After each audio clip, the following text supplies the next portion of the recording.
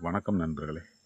பெருநகரங்களில்தான் ஆலைகள் மூலமாக அதிக புகைகள் வெளிவந்து காற்று மாசுபாடு ஏற்படுகிறது.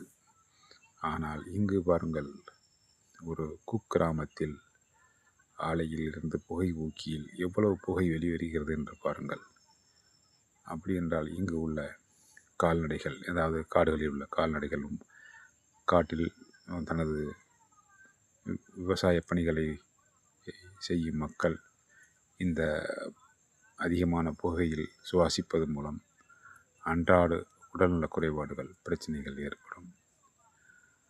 ஆகையால் இந்த மாதிரி புகை ஊக்கிகளுக்கு ஒரு கட்டுப்பாடு, அதாவது அதிக புகைகள் வெளிவரா வண்ணம் அதற்கான எரிபொருள்களை பயன்படுத்துவதற்கு அறிவுறுத்தினால் சிறப்பாக இருக்கும் என்பது எனது கருத்து. நன்றி.